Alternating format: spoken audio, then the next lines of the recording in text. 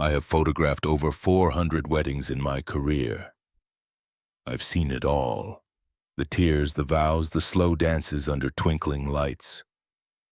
I've captured moments where fathers held back sobs walking their daughters down the aisle, and mothers fixed ties with trembling hands. I've watched strangers celebrate love like it was their own. But as I stood at the altar in a quiet garden just outside Asheville waiting for my own wedding to begin, the empty chairs in the front row told me something I already knew. My parents weren't coming. Rachel reached for my hand, gently. Her smile was steady, but I could feel the small squeeze like she knew my chest had tightened. She looked radiant in her dress, warm eyes soft with understanding. Behind her, Daniel was adjusting the speaker setup, whistling some upbeat indie song that clashed with the silence around us. The sun filtered through the trees, dappling light across the white chairs and the hand-picked wildflowers lining the aisle. We had chosen this place for its intimacy, its simplicity. We didn't want a show, just something honest. 2 hours earlier, I had checked my phone one last time. Nothing from Mom or Dad, not even a text. They had RSVP'd with a vague maybe, and I suppose now I knew exactly what that meant. Rachel had asked me weeks ago if I wanted to send a second invite. I told her no. If they needed another reminder, they didn't need to come. 3 nights ago, my brother Andrew was promoted to chief of orthopedics at a hospital in Charlotte. Big title, bigger celebration. My parents had booked the ballroom at the Carlton Hotel. It was on the same day as our wedding. Not the same weekend, the same day. When I told them the date months ago, they nodded politely. That's lovely, Ethan. But when Andrew made his announcement, suddenly our wedding became trivial. Trivial. That was the word my mother used on the phone. You know, Ethan, weddings come and go. But Andrew's achievement, this is once in a lifetime. People will remember this. I didn't argue. I just said, of course. Thanks for letting me know. And then I hung up. Now the guests were arriving. Close friends, a few of Rachel's cousins from Savannah, and some clients turned lifelong supporters. Familiar faces, warm embrace. No one mentioned the empty seats. Maybe they thought it was intentional. Maybe they knew better than to ask. Rachel's father, a retired Army captain, patted my back as he passed by. Strong, silent type. But his look lingered a second longer, like he was offering something my own father hadn't. I kept smiling, kept nodding, kept calm. When the music began, Daniel gave me a thumbs up, mouthing, "It's time." I stepped into place as Rachel began walking down the aisle. Every camera I had ever held taught me how to find beauty in moments like this. But today I didn't need a lens. She was all I could see. She reached me and we stood hand in hand as the officiant began. I wasn't listening. Not really. I was scanning the crowd one last time, just in case. But the front row stayed empty. The air was still. When it was my turn to speak, I glanced at Rachel, then back at the tiny gathering of people who had shown up, who had stayed. I took a breath. Rachel, I said, for years, I've photographed moments like this, watched families hold each other tight. But today, standing here with you, I finally feel what it means to be home. Not in a house, not in a family name, but in someone's heart. Her eyes shimmered and I felt the tremor in her fingers. We exchanged rings, and when we kissed, the guests clapped loud and real. Daniel whooped. The wind picked up, sending petals across the grass like confetti. At the reception, Rachel danced with her dad while I poured drinks. The music was light, the laughter louder. Daniel gave a toast that made Rachel cry and me nearly choke on my beer. We cut the cake, took Polaroids, and passed around sparklers. But even in that joy, a piece of me stood at the edge of it all, watching, remembering. Later that night, when everyone had gone and the string lights flickered overhead, Rachel and I sat on the steps of the cottage behind the garden. She leaned into my shoulder, barefoot dress wrinkled at the hem.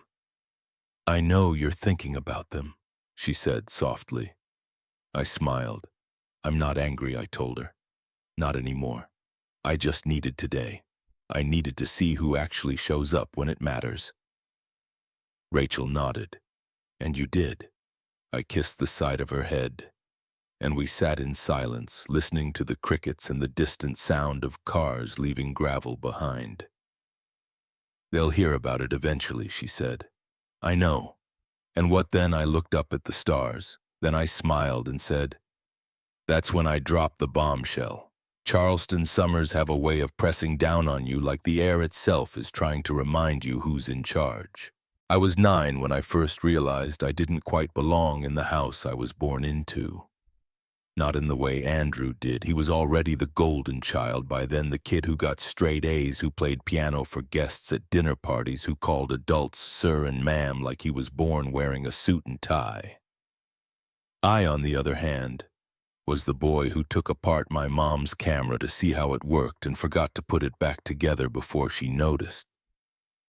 I sketched during church sermons, built cardboard stages in the garage, and once painted our dog's paws to take prints across the backyard fence. I wasn't bad, I just didn't fit the mold. At the dinner table, it always felt like my parents were talking to Andrew and at me. When I won 3rd place in the elementary art fair, I brought home the certificate excited. My mom gave me a tight smile and said, "That's sweet, Ethan." Then she turned back to Andrew, who was explaining how he aced his biology quiz.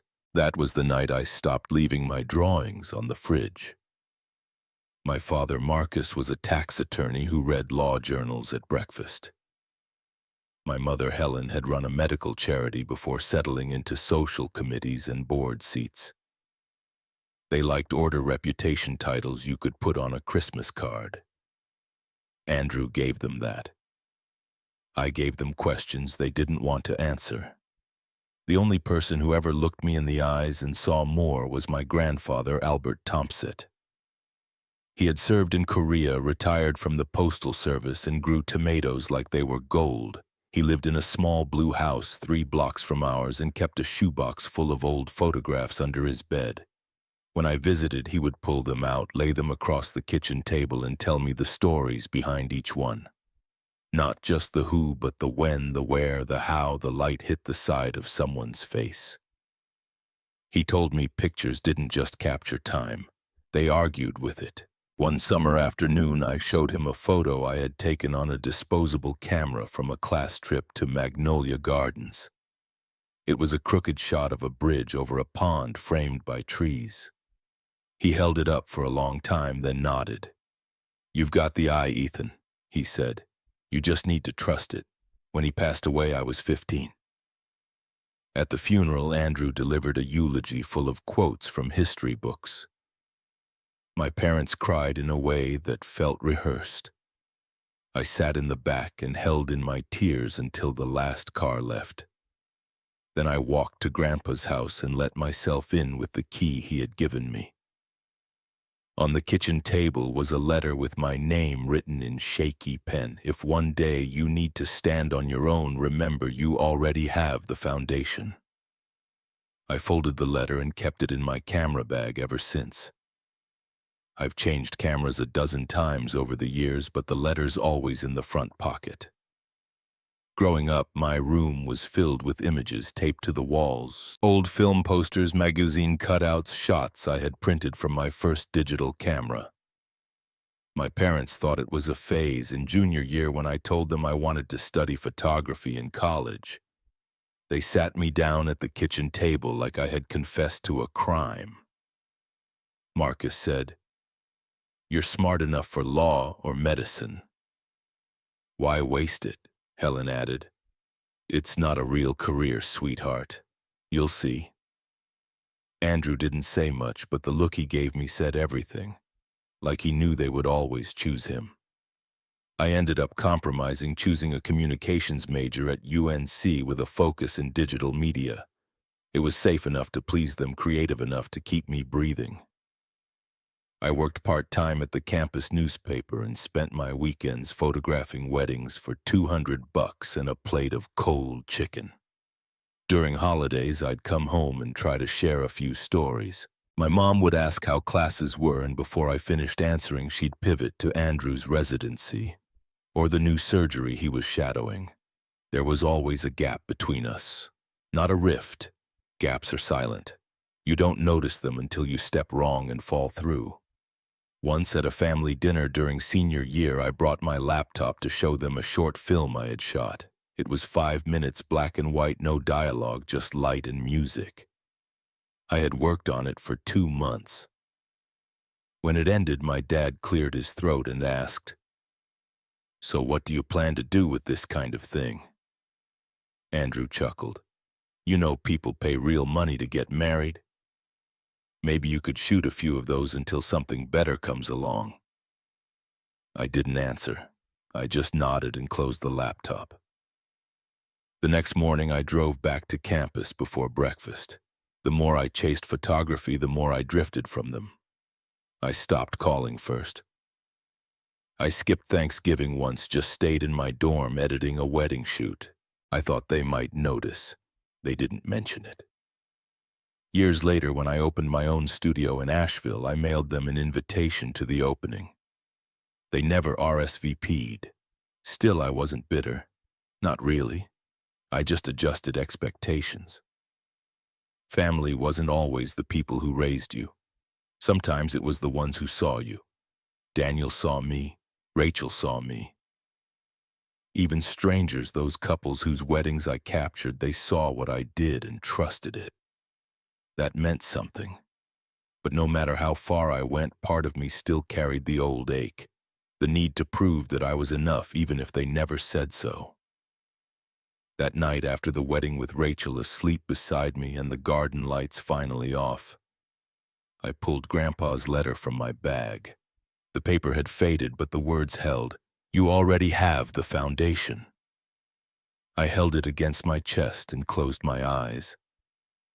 They would learn soon enough that I had built something far stronger than they ever imagined. College felt like the first real breath I had taken in years. When I moved into Hinton James' dorm at UNC Chapel Hill, the air smelled like pine trees and spilled beer. My roommate Daniel Monroe was already halfway through unpacking by the time I walked in. He had a guitar leaning against the window, 3 mismatched posters on the wall, and a grin like he'd just won the lottery. He looked up and said, "You must be Ethan." I called bottom bunk. We clicked instantly. Daniel was the kind of guy who made everything feel easier. He could strike up a conversation with a brick wall and get it to laugh. Within a week, he knew half the people on our floor, and I was learning to come out of my shell just by standing next to him. He was a music major with no real backup plan and absolutely no shame about it. I told my dad that if Mozart could die broke, so could I. "Let's see who panics first," he once said, laughing while tuning his guitar. Compared to him, I was the cautious one. I told my parents I'd picked communications because it kept my options open. What I didn't say was that I'd chosen it because it gave me enough flexibility to take elective courses in photography and film. That first semester, I carried my camera everywhere. It was a second-hand Canon I bought with money saved from a summer job at a car wash. I started taking portraits of classmates, snapping candid shots on campus and uploading them to a tiny blog I created late one night when I couldn't sleep. Daniel became my unofficial hype man. "Look at this one," he'd say, showing someone a photo I took of him playing at an open mic. Dude made me look like I actually know what I'm doing. The truth was, I didn't really know. But I cared. I watched YouTube tutorials instead of Netflix. I rented books on light and color. I experimented with different lenses until my eyes hurt. During sophomore year, a professor mentioned a regional photo competition hosted by a magazine based in Raleigh. The theme was motion. I didn't think much of it until one Saturday afternoon when Daniel was practicing in the quad and a group of students started dancing nearby. Something about the way the sunlight filtered through the leaves, the blur of limbs and laughter clicked in my head. I ran back to my room, grabbed my camera, and shot 30 frames in under 2 minutes. One of those shots became my submission. 3 weeks later, I got an email. I had won. The prize was modest, just $200 and a printed feature in Triangle Arts Review. But it felt like validation. They called the photo electric. I called my parents to tell them. My mom answered, "That's lovely, honey. We're at the hospital gala right now. Can I call you back?" She didn't. When I finally got my dad on the phone the next evening, I explained the magazine, the prize, the opportunity to work on a few more pieces for them. He said, "That's fine, Ethan, but you need to be careful. Don't get distracted by hobbies. You're not in school to play artist." It wasn't anger. It was dismissal. Somehow that felt worse. Daniel found me sitting on the steps outside our dorm holding my phone like it had betrayed me. "What's up?" "Nothing. Just the usual." He sat next to me, handed me a warm soda from his backpack, and said, "Forget them. You're good at this, so be good at it. You don't need their permission." I didn't say anything, but the next day I said yes to the magazine's offer. They paid me $50 per piece. I didn't care. It was the first time someone thought my eye had value. That was enough. Over the next year, I kept building my portfolio. Weddings, engagement shoots, graduation portraits. Most weekends I worked, but I didn't mind. The campus paper started calling me for events. A girl in my communications class hired me to shoot her parents' anniversary party. Word spread. By junior year, I had steady freelance gigs and just enough money to replace my old Canon with a used Nikon. I kept the Canon in a shoebox, couldn't bring myself to sell it. One night, Daniel and I were eating leftover pizza on the floor, editing one of his demo tracks and sorting through my Lightroom presets. "You ever think about opening your own place?" he asked. "Like a studio?" "Yeah. You've already got the skill. Why not do it for real?" I shrugged. I'd thought about it. A lot. But it felt like dreaming out loud in a house where dreams were whispered, not spoken. Maybe someday. Daniel grinned. "Someday starts the second you say it out loud, man." That conversation stayed with me. I started setting aside a chunk of every payment. Not much, just a little seed money. In the Notes app on my phone, I created a list titled Studio Vision. I added photos of spaces I liked, color palettes, quotes, gear, upgrades. It wasn't a plan yet, but it was a start. By the time senior year rolled around, I had built a portfolio strong enough to book 2 full weddings before graduation. I skipped spring break to finish editing one of them. While my classmates posted beach photos, I sat in my dorm stitching together a slideshow for a couple I barely knew, but whose love felt honest and messy and beautiful. When I emailed the final gallery, the bride wrote back within minutes. "These are perfect," I cried, looking at them. "You have a gift, Ethan." I read her words 3 times before I believed them. That summer, while packing up to leave Chapel Hill, Daniel handed me a small box wrapped in brown paper. "Open it later," he said. Inside was a wooden picture frame with our dorm room number carved into it and a sticky note taped to the back. "Build something. Make them regret ever doubting you." I smiled. I planned to. The offer came 2 weeks after graduation. I was back in Charleston for the summer, staying in my old room that somehow felt smaller than I remembered. My camera bag sat by the foot of the bed like a quiet rebellion, surrounded by boxes of things I no longer wanted but couldn't throw away. My father invited me to lunch at the Oakmont Club, one of those places with leather chairs and waiters who wear white gloves. I didn't ask questions. I already had a feeling it wasn't about catching up. We sat at a table near the window. He ordered a scotch before the waiter even brought menus. I asked for water. He waited until the drinks arrived before saying anything. "You've had your fun," he said. I blinked. "Excuse me. This photography phase, you've scratched the itch. Now it's time to build something lasting, something real." I didn't answer. I just watched him stir his drink like he was trying to avoid eye contact. He went on. "I've spoken with Duncan and Meyer. They've agreed to bring you on as a junior associate. You'll start in September. Full benefit salary upward track. All you have to do is say yes." My stomach turned. I had never studied law. I didn't want to, but that didn't matter to him. "Dad," I said slowly, "I'm not going to be a lawyer." He looked up then. The calm left his eyes. "You think photography is going to sustain you? Be serious, Ethan. You're not a child anymore." I straightened my back. "I am being serious. I've already got clients. I'm saving to open a studio. I have a plan." He shook his head. "Your plan leads nowhere. You want to waste your life chasing weddings and Instagram followers, be my guest. But don't expect to be part of this family's future." I thought that was the end of it. But 2 days later he called another meeting, this time at the house in his study. My mother was there, arms folded, lips pressed into a line. A man in a gray suit stood by the bookshelf. Dad introduced him as Mr. Carver, the family's estate attorney. "We're formalizing things," my father said. Carver laid out a document on the desk. It was clean and cold, just like everything in that room.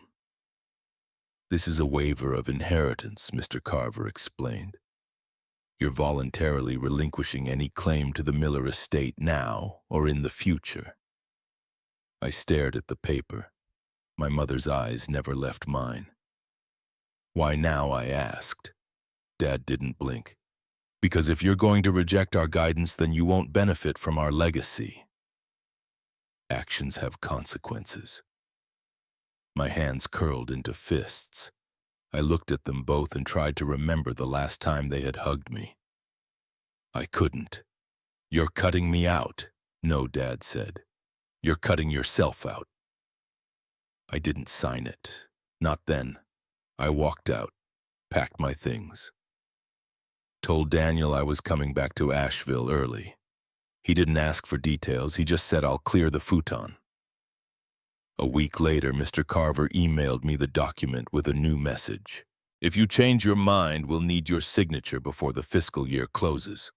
Otherwise, the family trust will be restructured." I stared at that email for hours.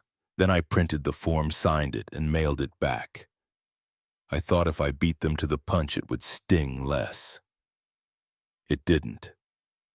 Renting a room in Daniel's 2-bedroom apartment above a bookstore wasn't glamorous, but it felt like freedom. I picked up 2 part-time jobs, one at a bakery and one delivering groceries. Every free minute I poured into photography. I shot weddings, headshots, baby showers, anything people would pay me for. Some nights I came home too tired to eat. Daniel would leave a sandwich in the fridge and a note that said, "Keep going. They'll regret it." Sometimes I believed him. Other times, like when my bank account dipped below $50, I wondered if I had made a huge mistake. But then I'd get an email from a bride who cried happy tears or a couple who said I captured their love better than they ever could have described. That was fuel. That was why I kept going. One rainy night in late October, Daniel came home to find me asleep on the couch, laptop open, editing my 4th wedding in 2 weeks. He nudged me. "Dude, you're burning out." I groaned. "Just let me finish color correcting." He grabbed my laptop and closed it. "Nope. Sleep. Now. Tomorrow we're looking at spaces." I blinked. "What studio spaces? You said you wanted one. Let's go find it." We spent the next weekend walking through half-renovated buildings and converted garages.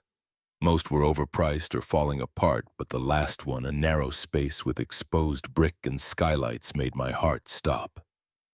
"This one," I whispered. The owner was an older woman named Linda who ran a florist shop next door. She liked my energy, she said.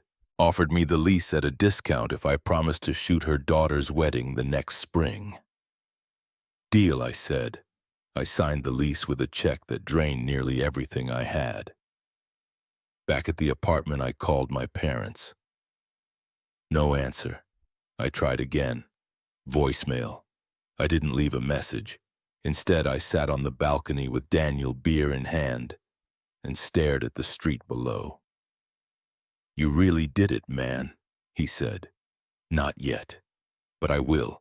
I had no inheritance, no safety net, no backup plan. But I had a key, a space, a dream, and that for the first time in my life felt like enough. The day I hung the sign was the first time I ever saw Daniel speechless. He stood across the street, arms folded, grinning like a proud parent. The hand-painted letters read Miller and Light Photography. He thought the name was too poetic. I thought it was just right. We opened in March 20. The space smelled like old paint and fresh hope. I bought second-hand furniture from Craigslist, strung up my favorite prints along the brick walls, and set out a bowl of peppermints at the front desk like some kind of nervous habit. Daniel installed a sound system and kept the playlist fresh with indie acoustic and the occasional jazz track he claimed calmed people down. Our first client was a couple getting married in a barn just outside of Black Mountain. They found me on Instagram and liked that my photos felt real. Not staged, not filtered into oblivion. Just people caught in the middle of love. Word spread slowly. A few bookings turned into a dozen. I still delivered groceries in the evenings and shot freelance gigs on the side, but weekends started to fill up with brides in white dresses and grooms fumbling with bow ties. The Asheville wedding scene, tight-knit and artsy, welcomed me in. I learned to work fast, shoot smarter, talk less, listen more. I captured tears that weren't planned and laughs that weren't posed. I sent clients home with photos that looked like memories instead of ads. And then Rachel Cruz walked into my life. She showed up one afternoon with a clipboard, a Canon around her neck, and the kind of confidence that makes you check your posture without realizing. She introduced herself as a features editor for Mountain Vow, a regional wedding magazine, and said she'd heard about my work from a florist who couldn't stop raving. I had seen her name in print before. Her articles had a voice, sharp, funny, intimate. She asked if I wanted to collaborate on a piece about alternative weddings in North Carolina. Elopements in the woods, vintage themes, non-traditional venues. I said yes before she even finished pitching. Our first shoot together was at a treehouse Airbnb near Boone. Rachel had arranged the models' props, even the custom cake shaped like a mountain. I showed up with my gear and a deep breath. Within 10 minutes, we were in sync. She saw the story, I saw the frame. It worked. Afterwards, she suggested grabbing dinner to celebrate. One dinner turned into 3. On our 4th, she leaned over her glass of wine and asked, "Do you ever stop deflecting compliments?" I laughed. Maybe when I believed them. She smiled. Then I guess I have work to do. We became official 2 months later. Business picked up. Rachel started featuring my photos in her editorials. Couples mentioned my name before I handed them my card. I hired a part-time assistant, bought a new lens, upgraded the website. For the first time, my calendar was full. But success has a way of attracting attention, the kind you don't always want. Davis Studios had been around for years. Big team, flashy packages, a showroom with fake wedding setups and champagne tastings. They were the go-to in Asheville for high-budget weddings. I had never considered myself competition. Until one morning I checked my inbox and found 3 cancellation emails in a row.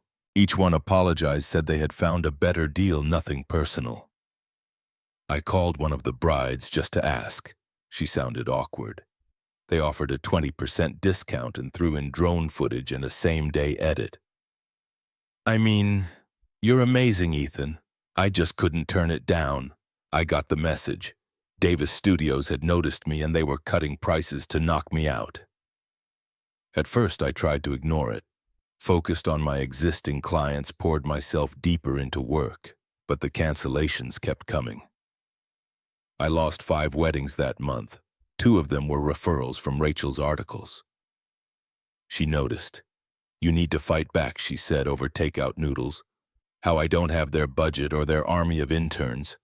Then use what you do have. Intimacy. Authenticity. You know how to make people feel seen. They can't replicate that." I wanted to believe her, but numbers were numbers and mine were dropping.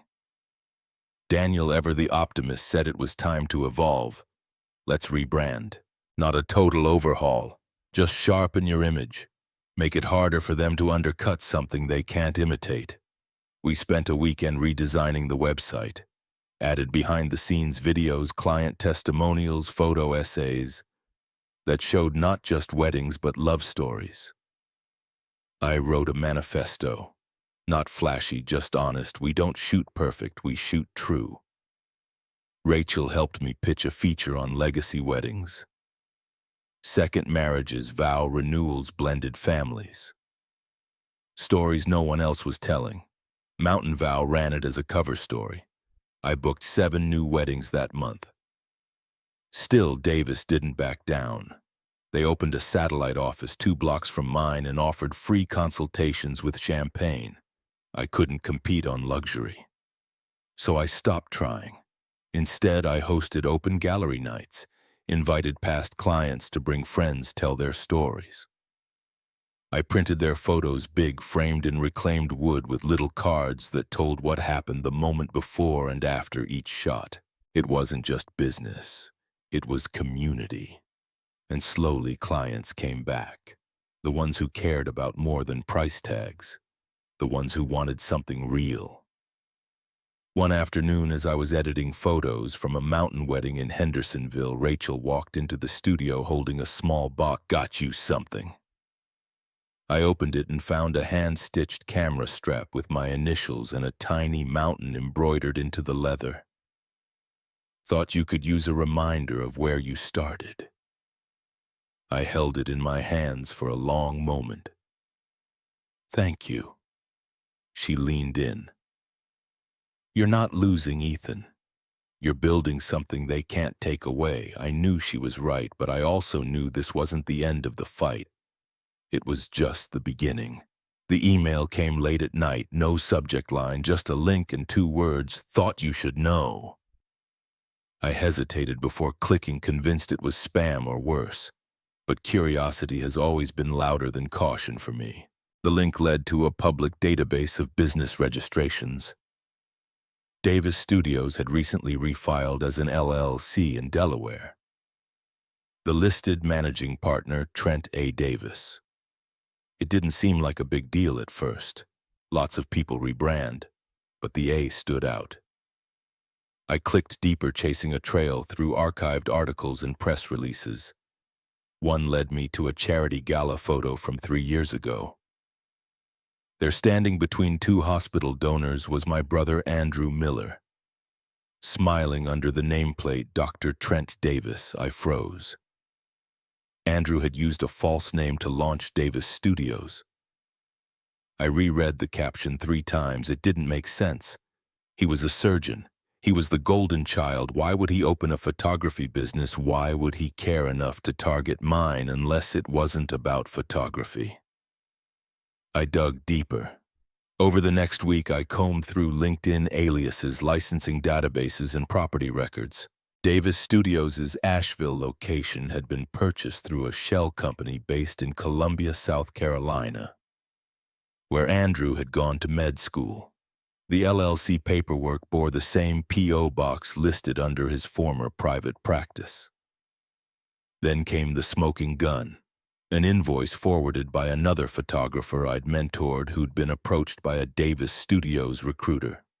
The email asked him to undercut local prices, attach specific hashtags to flood search engines, and include a non-disclosure agreement. At the bottom of the email chain was an internal forward from trent@davismgmt.com to a familiar address, andrew.miller@mac.com.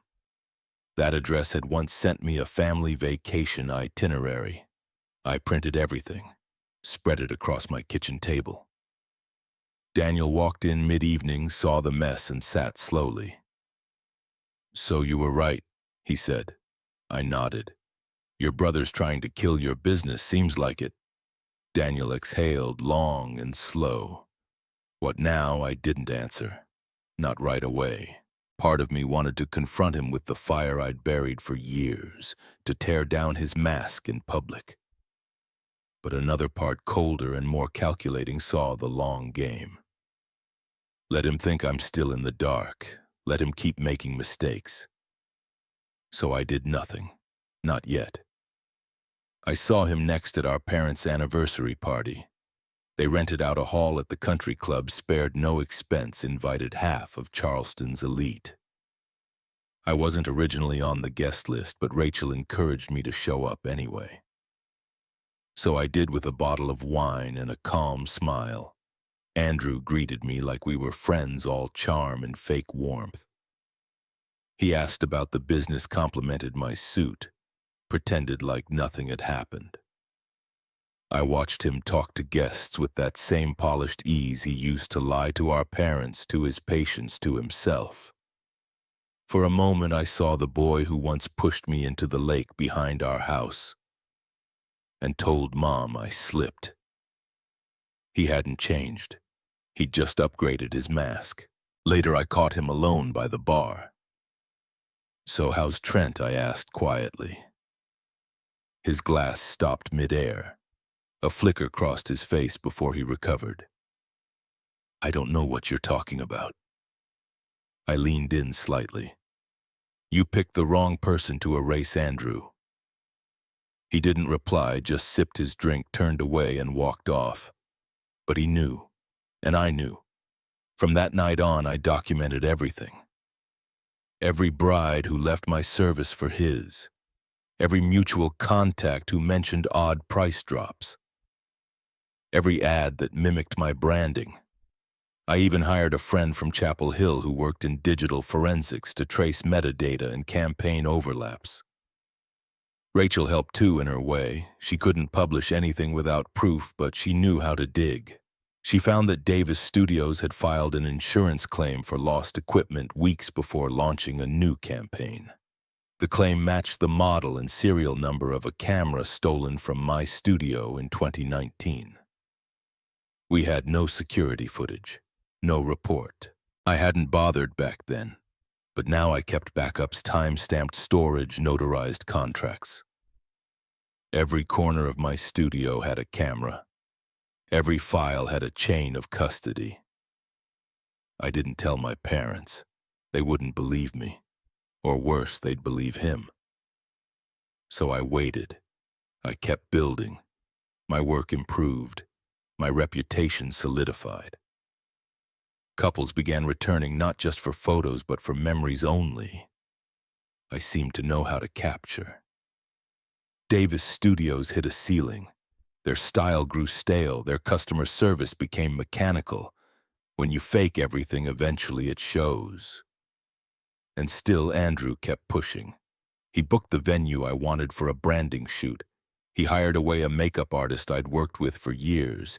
He even tried to poach my assistant with double pay. She refused, said she didn't trust someone who smiled without blinking. I started sleeping less, eating worse. The stress of pretending not to know was heavier than the knowing itself.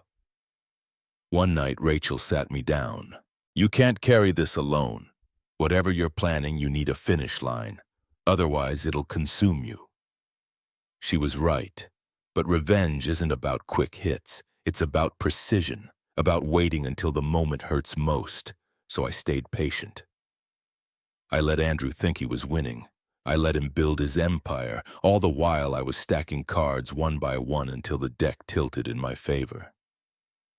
And when it did, I planned to flip the table.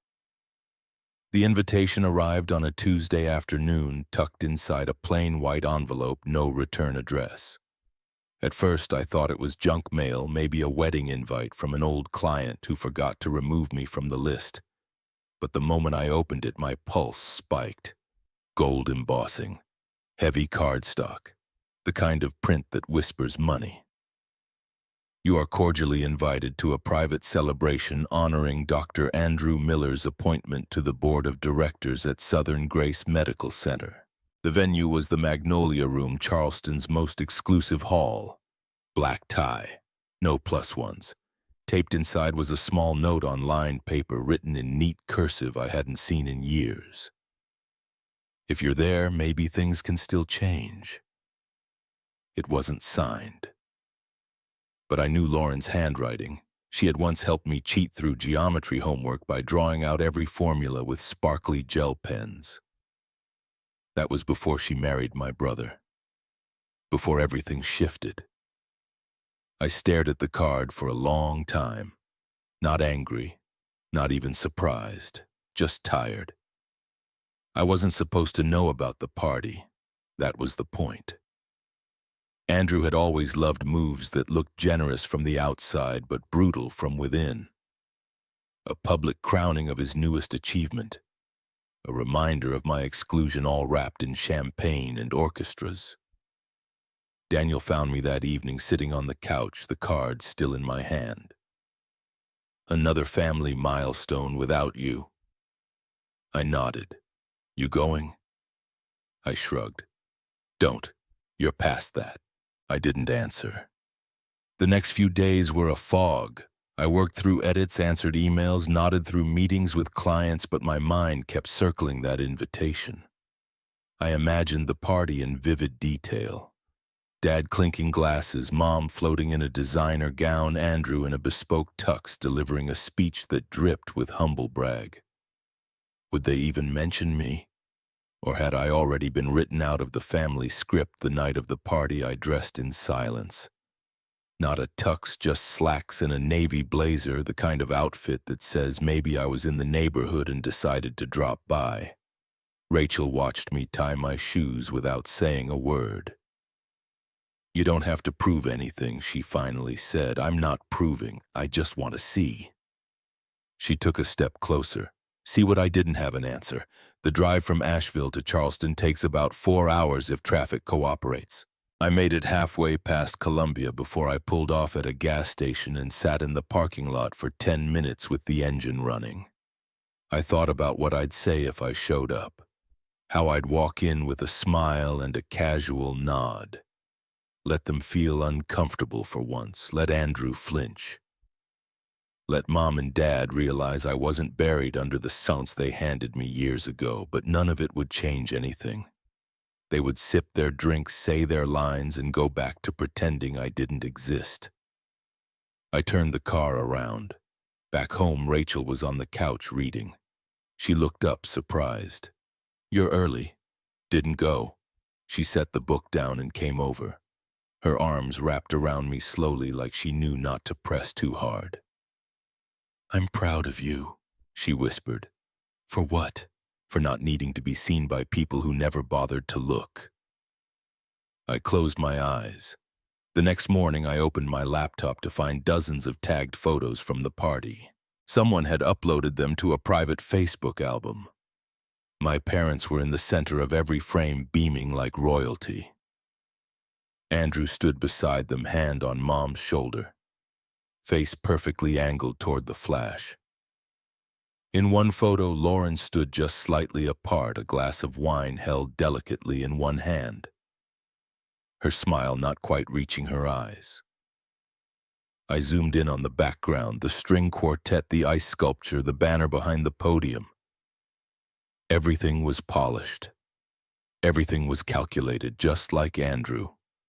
Just like always, but I wasn't angry, not anymore. They had chosen their narrative, I had built mine, and when the truth finally surfaced, it wouldn't be in whispers or at parties. It would be loud. I would make sure of that. They had thrown a party without me. I would throw a future without them.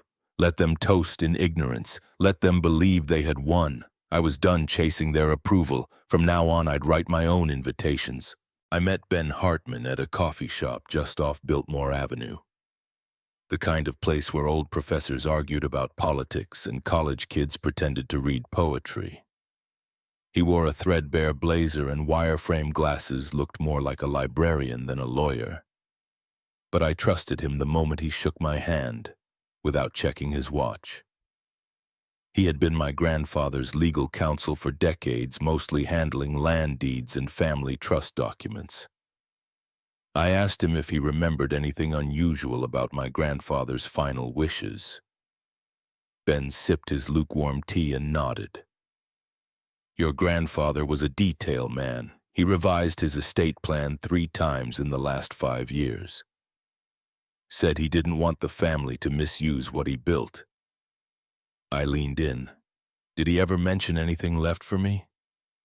Ben raised an eyebrow and opened his leather folder. He slid a printed document across the table. This is the last codicil to his will, dated 2 months before he passed. It clearly designates you as the sole beneficiary of his equity account and partial title to the house on Rutledge Avenue. My breath caught. How much the equity fund's last reported value was around $320,000. The house is co-owned with your father and uncle. Your share is 1/3. I sat back, stunned. They never told me. Ben closed the folder. That's why I asked you here. According to probate records, the will was executed, but these particular assets were never transferred to you. They were folded into the primary estate under Marcus's name. Technically legal, but morally questionable. So they buried it. Ben nodded. With your signature on that waiver they had you sign years ago, they had the upper hand. I looked him straight in the eye. I was pressured, manipulated, threatened with disinheritance unless I gave up my rights. Ben's expression sharpened. Then we challenge it. I'll file a motion to nullify the waiver on the grounds of undue influence. We'll subpoena financial records, dig into the estate filings, and if needed, we'll bring them to court. Do it. He smiled. Already started the paperwork. When I left the cafe, the wind felt different, lighter, like something I'd carried for too long had finally loosened its grip. Back at the studio, Rachel was flipping through proofs from a bridal shoot. I told her what happened. She didn't say anything for a second, just walked over and hugged me. This was never about the money, I said quietly. She pulled back and nodded. I know, but it's yours, and they don't get to rewrite that. That night I sat with my laptop and opened the trademark website. I typed in Miller Studio. The result punched me in the gut. Registered Davis Creative Holdings, Inc., filed 3 months ago. Owner Trent A. Davis. Andrew had claimed the name, my name, the studio I had dreamed of since college. He didn't just compete with me. He stole the legacy. I filed a dispute immediately. In the filing, I attached evidence photos from my original branding invoices dating back 5 years. Social media posts, domain registrations.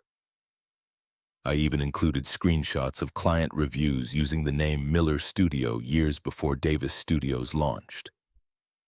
It wasn't just legal. It was personal. Daniel offered to help me draft the narrative. He had a way with words, a mix of clarity and fire that made even a trademark form read like a declaration of war. We submitted the challenge under the Lanham Act, citing prior use and brand dilution. Then we waited. In the meantime, Ben called. The court had accepted our motion. There would be a preliminary hearing in 3 weeks. Discovery would follow. My parents would be notified, their attorneys would prepare. I didn't flinch. Let them scramble. Let them explain to a judge why their son signed away a fortune under pressure at 19. Let them hear the name Thompson Miller read aloud in court, not as a patriarch to revere, but as a man who left something to the grandson they ignored. Rachel suggested we visit the old house on Rutledge before things got too legal, just to see it. We drove down one afternoon, parked across the street. It looked the same. White shutters, cracked walkway, azalea bushes still blooming in late spring. I remembered climbing that porch as a boy, sneaking cookies from the kitchen, listening to Grandpa's stories about integrity and grit. Rachel took my hand.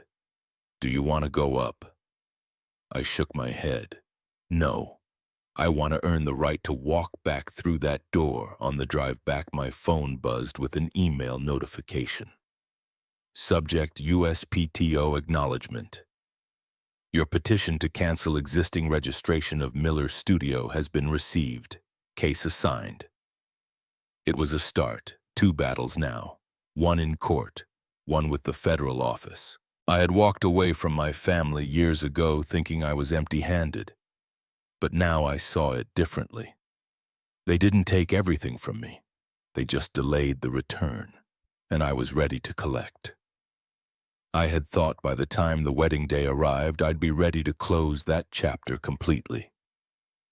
The venue was a private garden in Asheville, small enough to feel sacred, big enough for sparklers turned on a string above us.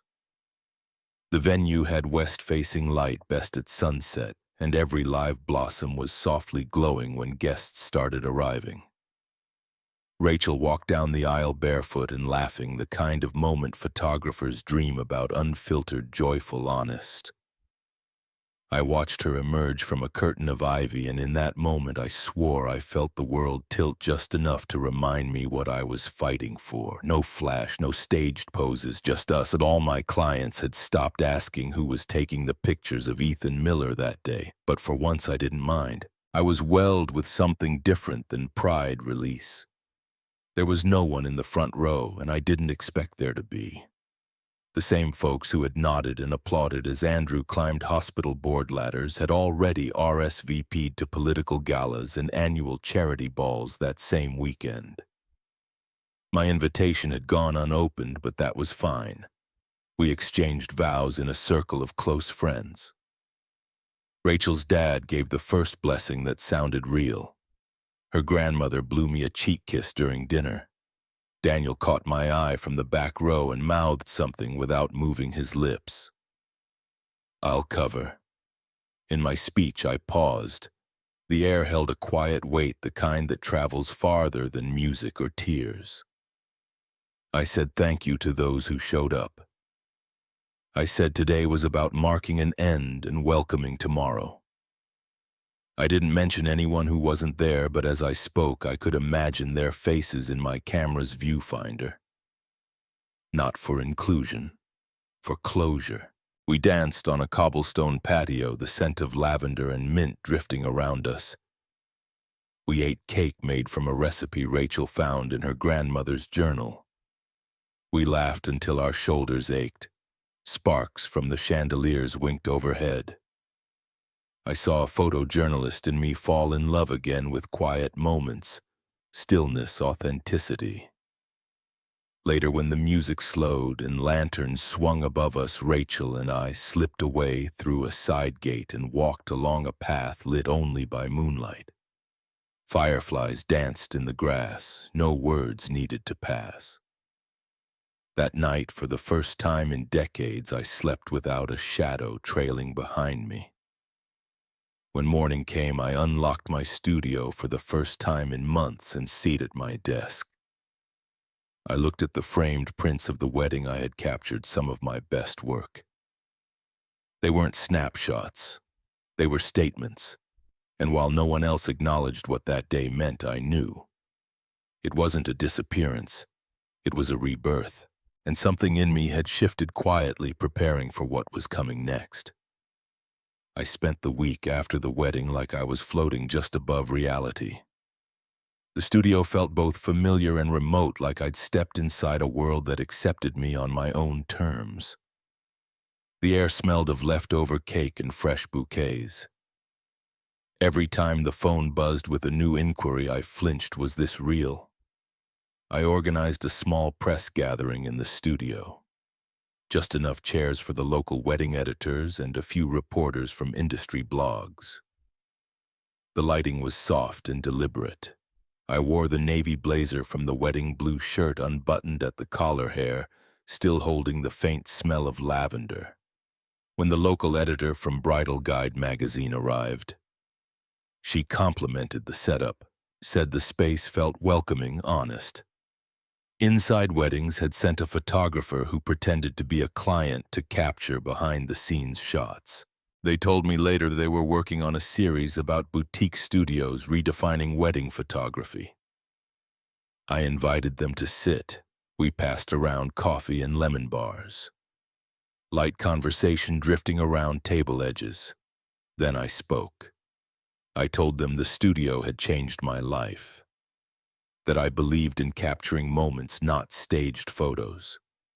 And then I told them something that felt more meaningful than any photograph could ever show. I sold Miller and Light Photography to an European bridal media group for $750,000. And I will be relocating to Florence in the fall to open a new studio. The announcement fell into the room quietly, a soft shift. Some of them smiled, others raised an eyebrow. Florence, Italy. It sounded cinematic, it sounded final.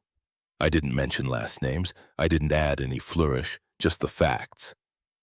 And then I sat down and listened to the hum of voices imagining what that meant. Wedding Monthly, a print and digital magazine that reaches coast to coast, featured my story the next morning.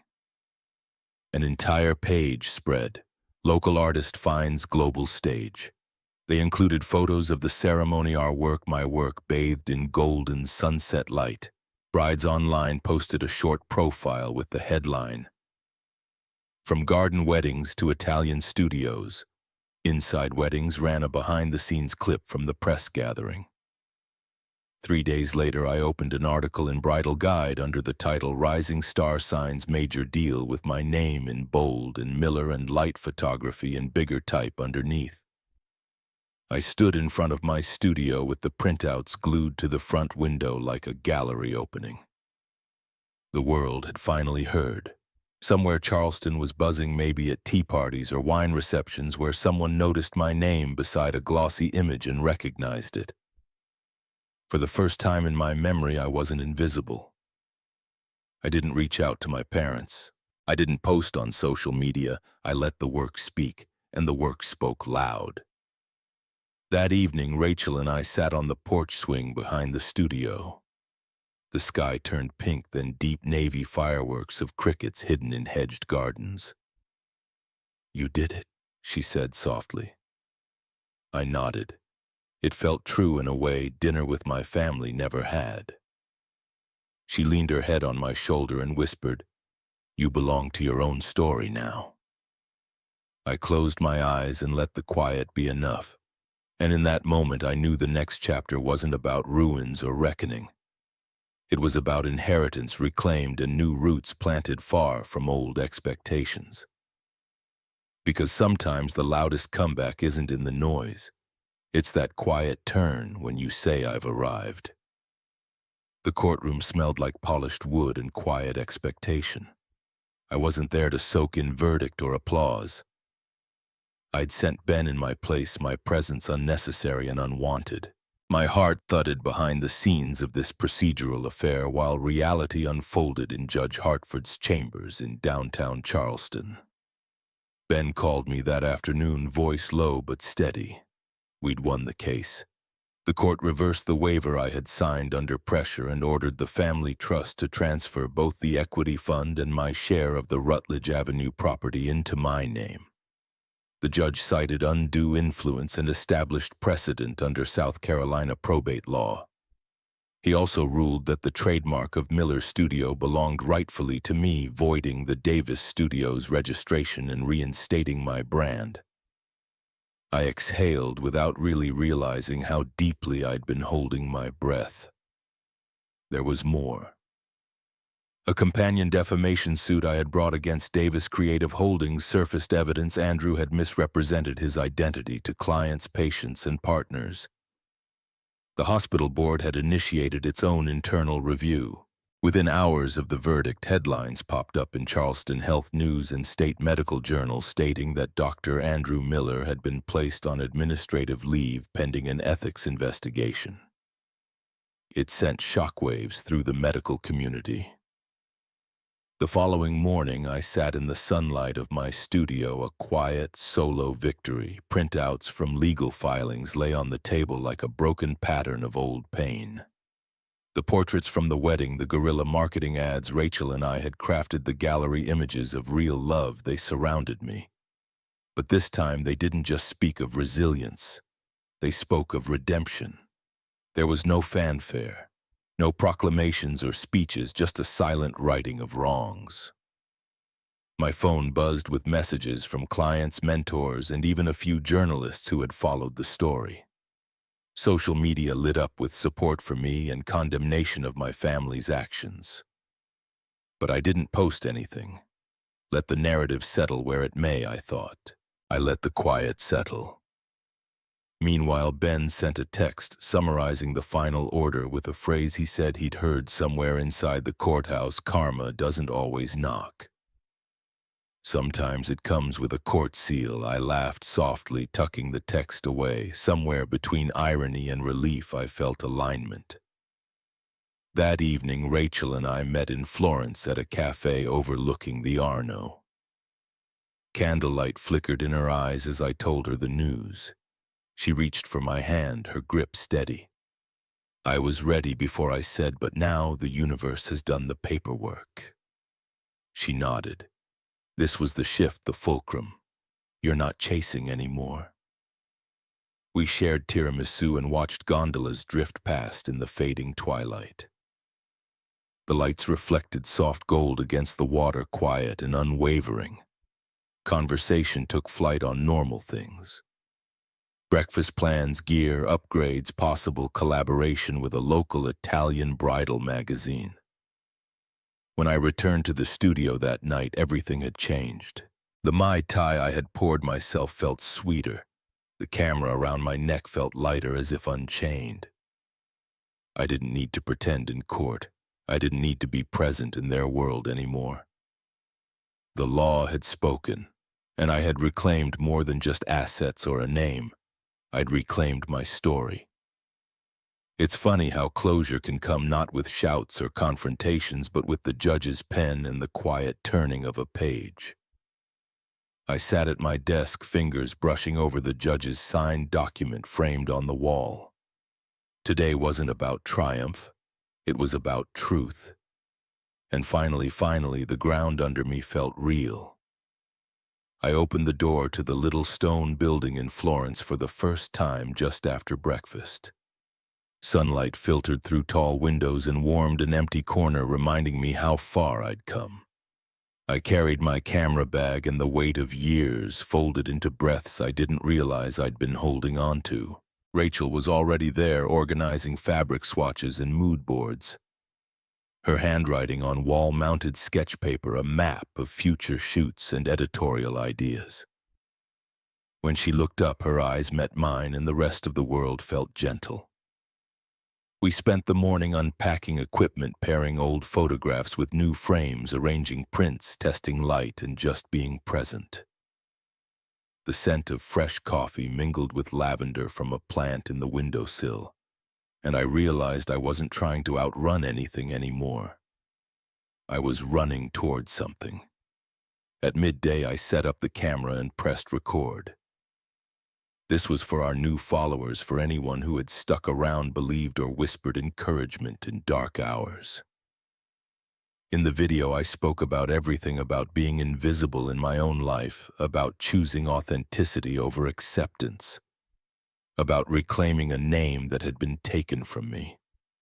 I told them how Florence with its arches and alleys felt like a home I built for myself. When I whispered at the end that my parents called my wedding trivial, but they didn't know that was the moment my real life began, I kept looking at the lens with quiet certainty. After I stopped recording, Rachel wrapped her arms around me and said finally, "You belong wholly to yourself." I nodded. No guilt, no leftover sorrow, just a steady pulse of purpose. That evening, we opened the studio doors to clients' couples planning weddings here, some traveling far, others local expats. They wandered through prints as waterlight danced across the brick floors. They asked questions about pricing, availability, creative direction. We answered with warmth, familiarity, the kind that comes only from knowing your route. Walking home along the Arno later, hand in hand with Rachel, I watched the moonlight dance on calm water. I thought about Charleston, about old invitations that went unopened, about a family that refused to see me. Let them remember what they wanted to remember. My life wasn't waiting for recognition. It was unfolding. Back at the flat, I sat down at my computer, uploaded the video, and paused before hitting publish. I thought about the people watching, anyone who felt small, ignored, or overshadowed.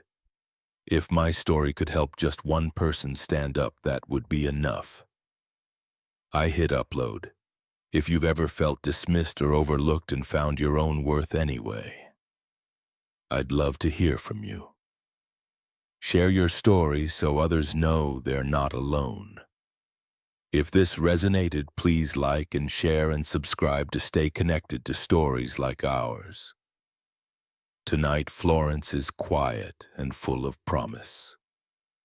And so am I. Good night.